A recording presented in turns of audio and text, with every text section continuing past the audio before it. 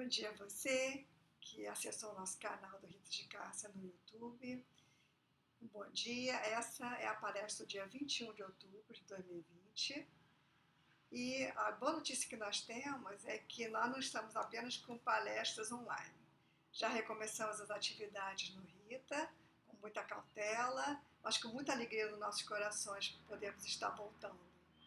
E assim, nós começamos agora as palestras às segundas-feiras, às 10h30, às quintas-feiras, às 19 horas e aos sábados, às 17.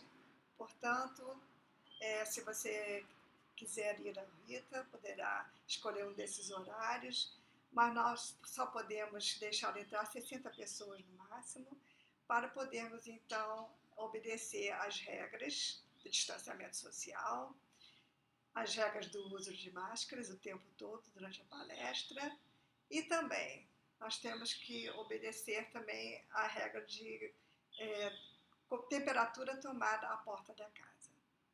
De modo que é com muita alegria que nós voltamos aos pouquinhos e contamos então com a sua compreensão e que você possa então também ir até o Rita para assistir a palestras ao vivo e a cores. Bem, começando a nossa palestra, nós sempre começamos com uma prece. Dessa forma, vamos então iniciar com uma prece. Senhor Jesus, Mestre querido, que possamos ter, Senhor, a proteção espiritual que envolve a nossa casa, o nosso Rita de Cássia, trazida até aqui ao meu lar, para que eu possa, Senhor, dar conta dessa tarefa que fazemos, Senhor, em Teu nome. Que nós possamos ampliar os nossos canais de entendimento, não apenas eu que dou a palestra, mas a você que assiste, e que possamos justificar os nossos corações para trazer aquilo que Jesus quis nos trazer, Tu, Mestre, quiseste nos trazer, para que nós pudéssemos ser felizes aqui e agora, com o auxílio da doutrina espírita, com o auxílio, Senhor, das Tuas mensagens e do Teu exemplo, do Teu ensinamento. É assim que possamos dar início, então, à nossa palestra de hoje. Hoje a palestra será sobre o Livro dos Médiuns, no capítulo 27, nos itens 297 a 302. Kardec, à época, tinha um problema, né? Os adversários diziam que nem mesmo os adeptos do espiritismo concordavam entre si. Havia muitas contradições, e esse é o tema, né, é o título do capítulo, contradições. Havia muitas contradições, com certeza. Mas por que eu estou usando o verbo no passado? Havia muitas contradições. Porque o Livro dos Médiuns, né, foi publicado em 1861, 4 anos depois do Livro dos Espíritos. Então, ele foi o segundo livro publicado, o terceiro foi o Evangelho segundo o Espiritismo. Então, à época, havia contradições. E no final dos nossos estudos, nós poderíamos responder a pergunta se hoje há contradições na doutrina espírita. Então, quando nós pensamos em contradições, e às vezes nós nos perguntamos, mas como pode a doutrina dos espíritos ser contraditória? Então, não é de absolutamente nenhum uso, eu não posso fazer uso dela, ela não é útil, né? Mas, se nós formos pensar bem e refletir sobre o assunto, nós vamos ver que isso é absolutamente natural, né? Toda nova ciência traz contradições. No momento que nós vivemos, por exemplo, hoje, né, da pandemia, nós vemos que há estudos em todas as partes do mundo. E são contraditórios. Cada cientista, cada pesquisador lida com a sua comunidade, com aquilo da sua realidade, com aquilo que ele pôde observar, com os dados concretos, e cada um tem um resultado diferente. Aos pouquinhos, né, e com o passar do tempo, esses estudos sérios vão levar ao denominador comum. E foi realmente o que aconteceu com a doutrina espírita. Kardec, então, quando ele começa esse capítulo, ele fala que há duas fontes de contradições, as humanas e as dos espíritos. As humanas ele tratou no capítulo 3 do Livro dos Médiuns. E ele disse que todas as contradições se resolveram, que 3/4 das contradições humanas caíram por terra e que elas foram mais aparentes do que reais, mais na superfície do que no fundo. Por isso, ele conclui, carecia de importância. Então, a gente tem uma tendência natural, né? Eu vou mostrar para você isso aqui. O que você vê? Nós vemos uma cartolina branca com um ponto escuro no meio, ou vemos um ponto escuro no meio de uma cartolina. Esse é o foco. Né? Nós focamos no fundo, que é enorme, ou no detalhe, que é pequenino. Assim é a nossa vivência. Na vida, nós fazemos isso o tempo todo. Né? Nós escolhemos ou o fundo ou o detalhe. Então, nesse capítulo, Kardec lida apenas com as contradições dos espíritos. Como nós vamos entender essa divergência das ideias dos espíritos? Seria de se esperar que todos pensassem de maneira igual?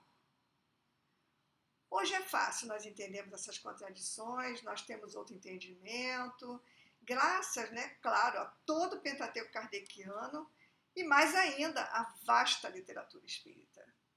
Com destaque as obras de André Luiz, que nos apresentam as realidades espirituais, tanto o nosso lar como libertação. São duas realidades diametralmente opostas. São relatos concretos, né? E explica, né, essa diversidade extraordinária do mundo espiritual. Então, nós temos uma diversidade extraordinária que explica todas essas contradições. Nós, encarnados, somos um universo de ideias, pensamentos, sentimentos, vontades. Nós descrevemos o que percebemos. Vocês já encontraram duas pessoas que descrevessem um lugar da mesma maneira? Duas testemunhas de um mesmo crime? Ou duas vivências de um mesmo fato? Então, outra vez, nós pensamos, isso é normal. Ou seja, melhor palavra ainda, isso é natural. À época, as pessoas não entendiam isso. A doutrina espírita é muito nova. Então, havia mensagens que realmente eram contraditórias. E Kardec, tentando explicar isso, faz uma interessante suposição que ele publica na Revista Espírita de agosto de 1856. Ele faz uma suposição, né? Vou instalar uma colônia de terrestres na Lua.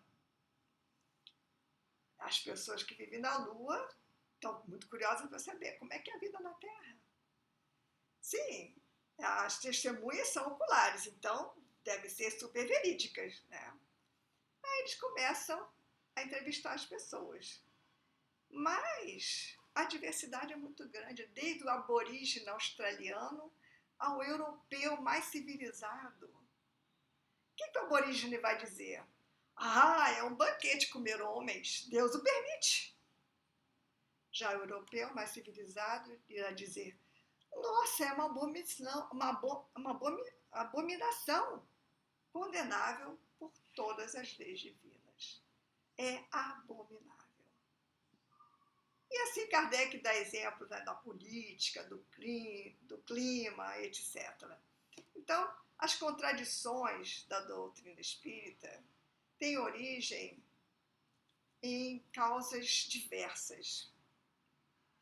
E nós podemos citar, então, como Kardec cita, né, a diversidade de inteligência, a diversidade de conhecimento, da capacidade de julgar e da moralidade do espírito. E eu ainda colocaria, né, as nossas próprias contradições. Né? Por exemplo, se eu hoje amo pássaros, eu os coloco em gaiolas. Se eu prezo a privacidade, eu posto diariamente fotos no Facebook, no Instagram. Será que eu estou sendo coerente? Se eu estou sendo coerente com as minhas contradições. Então, se eu desencarno, eu continuo com essas contradições. E como dizia o Walt Whitman, né? Eu me contradigo? Pois bem, então eu me contradigo. Sou amplo, contendo multidões. Pensemos na diversidade das inteligências. E por que não? Na limitação dos nossos entendimentos, né? A ignorância de certos espíritos, como nós estaremos desencarnados? Fica claro para nós hoje que nós não ganhamos nem sabedoria, nem moralidade. Então nós vamos ser exatamente o que nós éramos antes, com detalhe, com sentidos mais ampliados. Então imaginemos, né, aqui uma pessoa brincalhona, né, que não leva as coisas muito a sério, né? E aí, se a gente pensar nisso, a gente há de ver que há a possibilidade realmente de embuste de espíritos inferiores. Né? E aí nós estamos falando realmente da moralidade do espírito. Né? Alguns espíritos inferiores usam o nome de espíritos conhecidos e falam uma coisa aqui, falam outra coisa acolá. Por malícia ou por maldade. Eles não têm compromisso com a verdade. Uma perguntinha. Você conhece pessoas assim? E muitas das vezes a gente tem que pensar na responsabilidade de quem pergunta. Será que eu posso perguntar tudo? Porque os espíritos podem não responder, ou porque não sabem, ou porque não lhes é permitido revelar. Isso os espíritos superiores, porque perguntas sobre o futuro, sobre o princípio das coisas, os orgulhosos e zombeteiros responderão. Eles vão dar datas fixas e fazer longas dissertações. Aí nós estamos pedindo para ser enganados, né? Existe uma mensagem da senhorita Rouet, da revista Espíritos de agosto de 1860, que ela se queixa de que nós julgamos os espíritos infalíveis, pensando que tudo eles devem saber, tudo ver e tudo prever. E que nós queremos ser advertidos do que vai acontecer amanhã, nos negócios políticos, nos negócios industriais. Aí ela nos diz que eles podem realmente nos informar sobre o estado em que estão, sobre a existência corpórea e principalmente sobre a bondade e a grandeza de Deus. Enfim, né, tudo que possa servir para a nossa instrução e a nossa felicidade presente e futura. Mas ela nos recomenda que nós não perguntemos aquilo que eles não podem dizer ou que não devem dizer. Outro fator é a insuficiência da linguagem humana para exprimir as coisas, né, do mundo incorpóreo, né? Então, a gente, no André Luiz, a gente vê a descrição do psicoscópio. O que é um psicoscópio? É um aparelho usado pelos espíritos para definir as vibrações das nossas personalidades. E o que é um aeróbus? Todas essas duas descrições não são encontradas aqui na Terra ainda. Então a gente pode imaginar a dificuldade que Chico Xavier teve de descrever alguma coisa que não existia e que ainda hoje não existe na Terra. E como nós explicaríamos para um aborígena, por exemplo, o que é uma videoconferência? Um celular, um WhatsApp? Outra grande dificuldade. Não podemos esquecer também da nossa própria interpretação, que cada um pode dar uma palavra ao que vê, segundo as suas ideias, seus preconceitos, ou até do ponto de vista de onde você considere o assunto.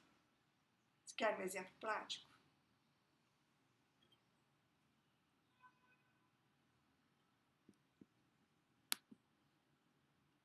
Aqui. O que você vê? Uma taça com líquido, né? qual é a chance de você de escrever a mesma coisa que eu? Qual a chance? É uma taça meio cheia, meio vazia? Você pensou em vinho? Não. É Gatorade de uva. Imaginemos que lá no plano espiritual exista Gatorade de uva e aqui na Terra não tenhamos. Como é que o médium vai entender isso e colocar em palavras? Como vai explicar o que ele viu ou o que ele ouviu? Saint-Exupéry dizia, eu acho que ele estava muito certo, né, que a linguagem é uma fonte de desentendimentos. Então, a parte mais intrigante do estudo de Kardec é que ele assevera, com todas as letras, que os espíritos superiores jamais se contradizem. Que a sua linguagem é sempre a mesma para as mesmas pessoas. Que a contradição que possa aparecer não é aparente, porque a ideia fundamental é a mesma. Mas, mais adiante, ele fala que o mesmo espírito pode ter sua mensagem distorcida, tratando-se de dois centros diferentes. Ou seja, não foi ele que disse, não foi o espírito que disse aquela coisa. Foi entendida de outra maneira. Né? Será que dá para imaginar por quê? Claro, né, gente? A influência do mediador. Né? Há no mediador uma imensa diversidade de nível intelectual, moral, social. Né? E olhem que sério. Os espíritos dizem influência do próprio centro espírita. Sim, porque há centros espíritas e centros espíritas. E médiuns e médiuns. Então, Chico relata o caso, aliás, Chico não, é relatado um caso no livro Caso de Chico Xavier. Né? E no capítulo 129, tem uma mensagem chamada Uma Lição para os Médiuns. E Chico todos os dias se preparava, né, para uma sessão do grupo Meimei para obsediados. E naquele dia ele recebeu um aviso que ele precisava se preparar muito especialmente, pois haveria uma mensagem do espírito de Frei Eustáquio. Então, o que Chico fez? Jejum, oração o tempo todo, muita vigilância. E ele recebeu realmente uma mensagem maravilhosa e que foi até publicada no livro Instruções Psicofônicas.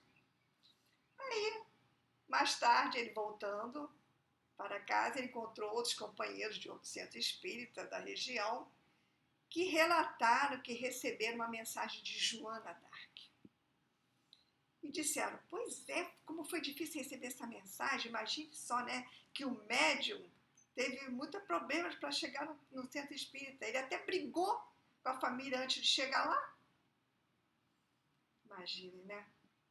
Chico teve que se preparar o dia inteiro. Vamos combinar? Chico esteve sempre preparado, muito preparado. Com a vida regrada, disciplinada que ele vivia, com a moral ilibada que ele tinha.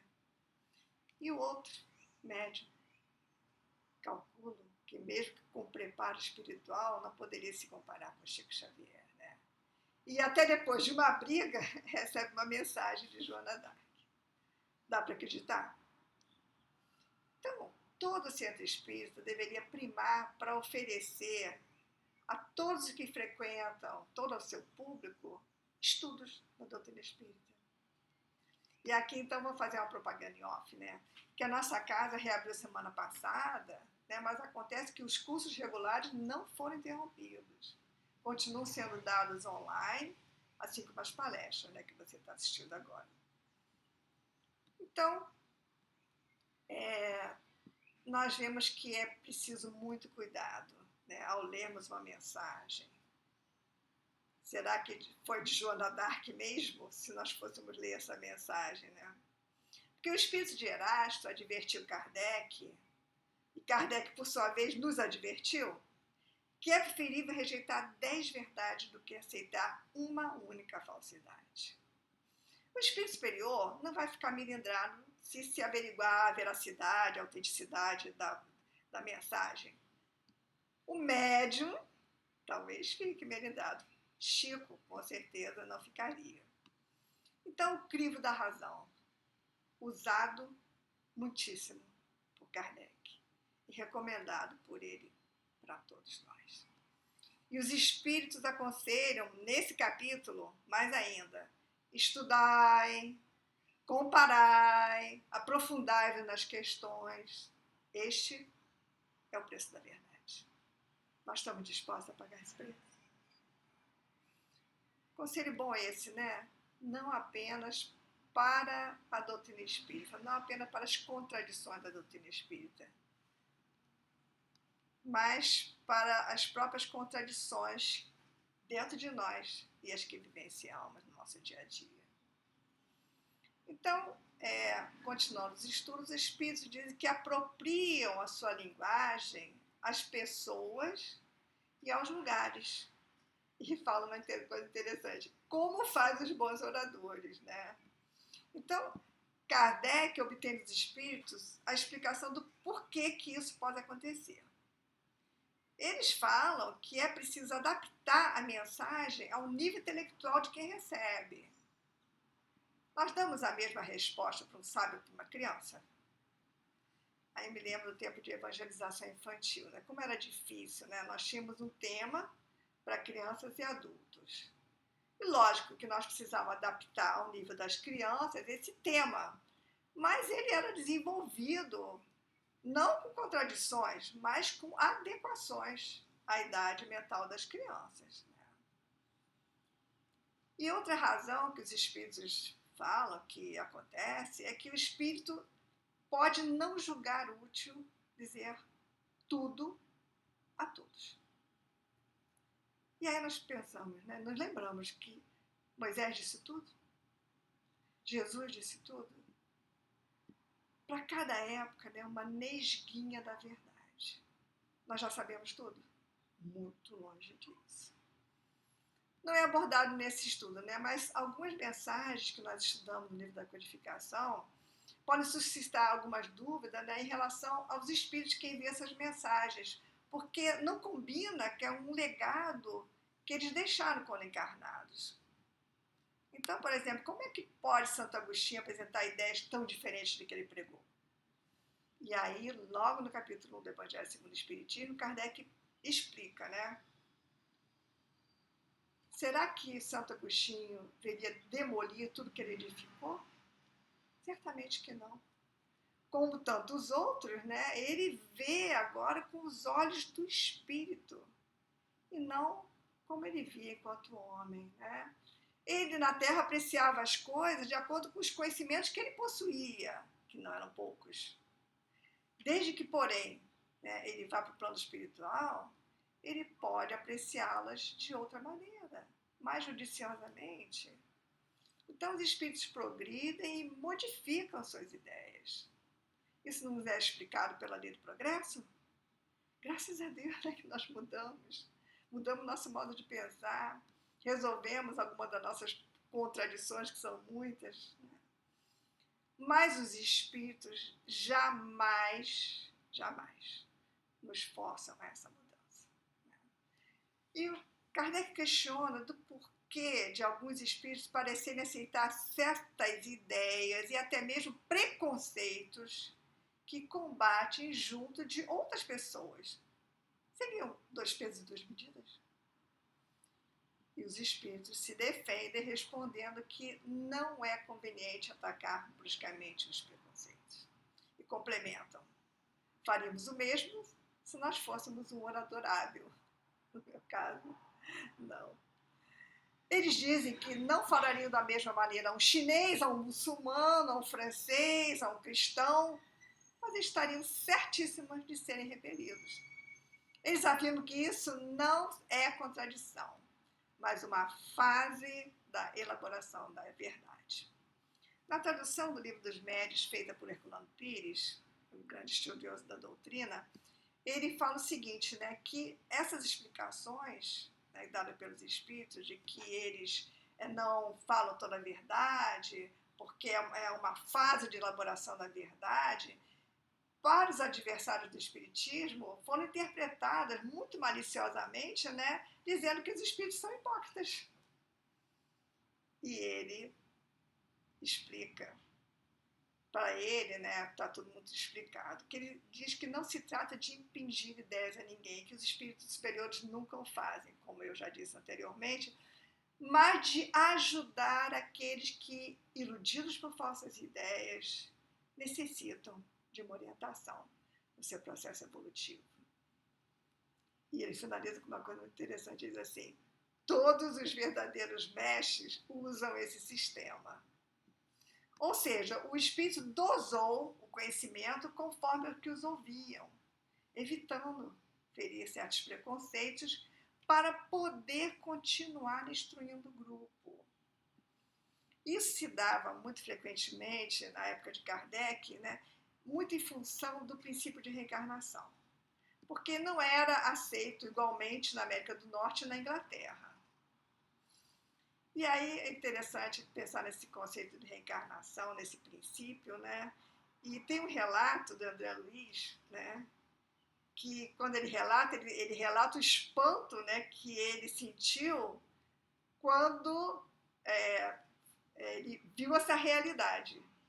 E a mim, né, mais ainda. Está lá no livro Entre a Terra e o Céu. Trata-se de uma freirinha católica que, desencarnada, estava velando por um doente. E ela relata que ela estava cercada de espíritos diabólicos. E ela se refere a céu, a inferno, a purgatório. E ela trabalhava sob a direção de Madre Paula. E como é dito André Luiz, quando ela é apresentada, ela pertencia à organização espiritual de servidores católicos. Aí, André Luiz fica muito surpreso, mas servidores católicos? Sim. E ele pergunta, mas essa freira sabe que deixou o mundo, que desencarnou, que prossegue assim, como se via antes? Sim, isso ela sabe. E ela está informada de que a vida se estende a outras esferas, a outros domínios, a outros mundos? Perceberá que o céu e o inferno começam dentro de nós mesmos? Clarice diz, isso não. Então, Clarice explica para André Luiz que essa freirinha é digna de muita veneração pelo bem que ela pratica. E que, quanto ao modo de interpretar a vida, Deus é Pai, paciente e aguarda. Ou seja, não ia ser Clarice que ia contar ela, né?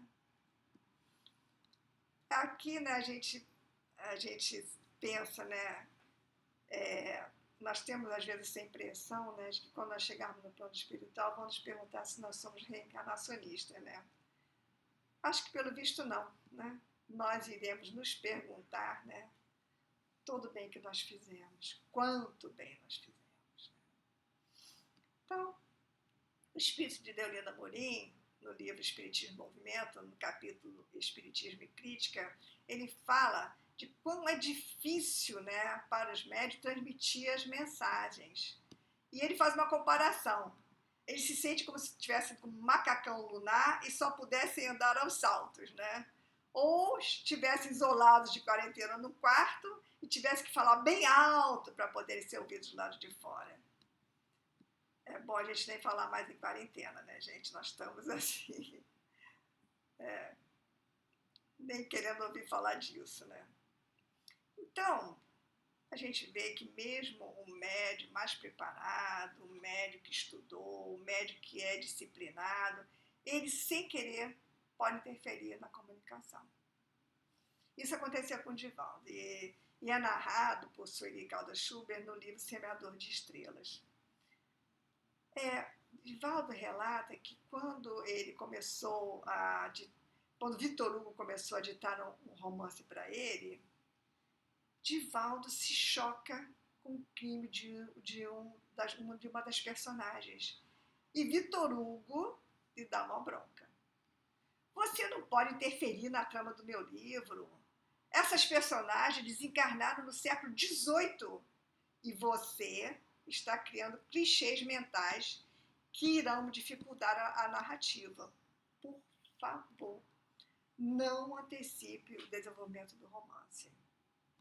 E não só chamou a atenção de Divaldo, como começou a narrar os capítulos sem cadeamento. Então, somente quando ela acabou de ditar tudo, né, ele disse para Divaldo a ordem da publicação e Divaldo, então, teve a ideia da totalidade da obra, não antes. Falemos agora de uma contradição recente. Né? Recente, que eu digo, é lá do início do século XX, né, no livro Consolador. Talvez, quem sabe, né, o Espírito de Emmanuel tenha dado essa resposta em respeito à nossa inspiração, à nossa aspiração mais íntima. Aí vamos explicar, né? Nossa maior necessidade como seres humanos, certamente é de amar e sermos amados. Quem é que não sonha com isso, né? Então, no livro Consolador, Emmanuel responde perguntas feitas por Chico Xavier sobre almas gêmeas. Estão lá nas perguntas 324 a 329. Então, Emmanuel disserta sobre a teoria das almas gêmeas, que se originou lá em Platão, no livro Banquete, e isso deu o que falar. Sempre lembrando, né, que Emmanuel disse a Chico: se algum dia os meus ensinamentos estiverem em contradição com de Allan Kardec, fica com Kardec e esqueça o que eu disse. O que a FEB fez? A FEB incluiu uma nota na publicação de todos esses livros consoladores. E cita o Livro dos Espíritos, que na resposta 398 diz resumidamente, né, que não existe união particular e fatal entre duas almas. A FEB, então, pediu ao médium Chico Xavier para submeter a questão a Emmanuel, mentor de Chico Xavier, e ele, então, respondendo, né, pediu à FEB que mantivesse a resposta dele, explicando que ele não desejava dizer metades eternas. Dois espíritos queriam se encontrar para se completar, né? Mas sim uma união de almas afins por várias encarnações. Né? Isso fica claro quando ele responde à pergunta 326, no mesmo livro, que ele fala que o amor de almas gêmeas não vai constituir uma restrição ao amor universal. Que então, esse amor das almas gêmeas é aquele que o espírito vai sentir um dia pela humanidade inteira. Então, é uma etapa evolutiva. Né? Então, no caso, né, a FEB intercedeu, vendo essa contradição. Então, isso significa que hoje nós podemos contar, né, com a FEB para nos mostrar as contradições. Sim, porque no tempo de Kardec nós podíamos contar com ele, né, porque ele usava o princípio da universalidade dos ensinos, onde ele mandava as mensagens para vários médios e comparava umas às outras e não publicava nada que fosse contraditório. Então, nós podemos contar hoje com a FEB? Eu acho que nós não precisamos. Né? Eu acho que nós devemos pensar, né? E a FEB, na verdade, coloca uma nota, isso é uma das coisas que mais me encanta na doutrina espírita, né? O respeito ao nosso livre-arbítrio. A FEB finaliza, né, essa nota dizendo que cada qual possa interpretar e decidir de foro íntimo com aquela prerrogativa de liberdade, que é a mola mestra, né, da nossa doutrina. Você decide, cada um decide, eu decido. E para nós decidirmos melhor, né, nós precisamos usar o nosso bom senso e o crivo da razão. E é interessante que no subitem 301 desse capítulo, os espíritos dizem com todas as letras, né, que as falsas doutrinas têm utilidade para nós. Qual seria essa utilidade? exercitar a separação da verdade e do erro. O que estão dizendo?